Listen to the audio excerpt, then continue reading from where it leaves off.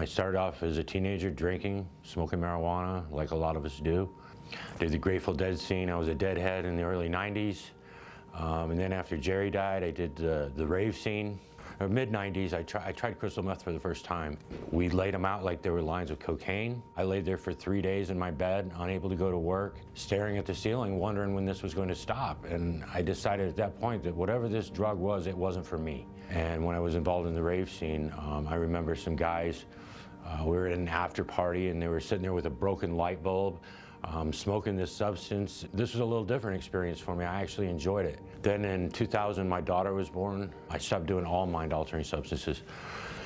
For a few years, I came to Phoenix, Arizona in May of 2008. I was arrested for armed robbery on a taxi cab driver.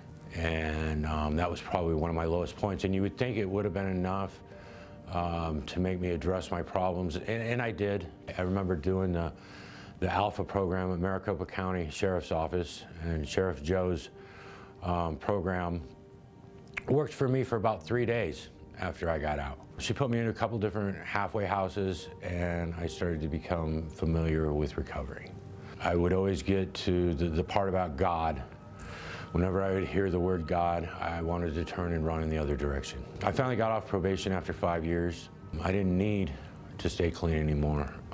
And this was a point in which I started using intravenously. I'll never forget when my son was 2 years old, we went to get his vaccinations, and the nurse stuck him in the leg, and when she pulled the shot out, I just watched this one little tiny drop of blood just grow.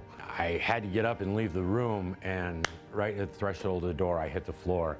Crystal meth use took me to a point to where I would just first started by having somebody else do it for me. Before I knew it, I had the courage to do it myself. I became willing to do whatever it was I needed to do.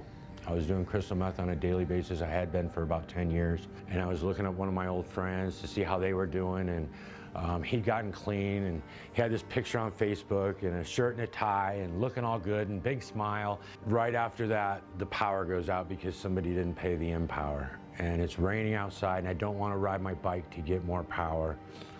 And I remember just sitting there and crying. And I cried like a baby, a grown man crying like a baby. I made the decision the following week that I was going to come to Phoenix and get clean. And when I came to Phoenix, and if they had told me at that time that I needed to stand out on Indian School Road in a pink tutu, that's what I would have done to stay clean. The things that they told me I needed to do were pretty simple. I was suggested that I go to meetings. It was suggested that I get a sponsor. It was suggested that I get a service commitment. It was suggested that I find a connection with a power greater than myself. Okay, it doesn't have to be God. It just has to be a power greater than me. That's all it has to be, and this will work for me. And I remember feeling so hopeful, seeing other people with years of recovery time, and they had done it, and I could do it too. I realized that I was absolutely powerless, that I couldn't even find this 20 sack of dope and not do it. So I did it, and I spent a few days high, and I kind of knew then that was going to be it. Right now, July 26, 2014 is the last day I used crystal meth. Today I have a life that's based solely on recovery. From the time I wake up in the morning till the time I go to bed at night, I focus on the things that I need to do for my recovery. And none of that has anything to do with me. I know at first that was really hard for me to believe. You know, I'm one of those people where I want instant gratification. I want the drive-through window of recovery. I had been running from some of my problems for so long that it was going to take several years to fix some of these things. And some of these things are still cropping up for me today. Old traffic tickets, old child support payments. Those things crop up for me today, but I don't feel the need to get high over it.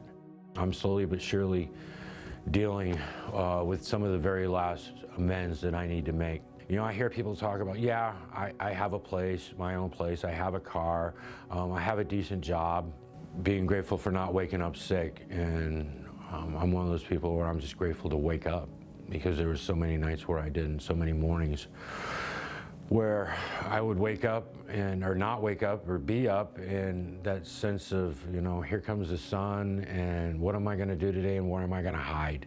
I've been very involved in service work. I do a lot of service work for my particular fellowship. Overall, that's where I have a tendency to find God, is through my dealings with other people. nothing stood in the way of me getting my dope. So I've approached my recovery the same way, and nothing has stood between me and my recovery.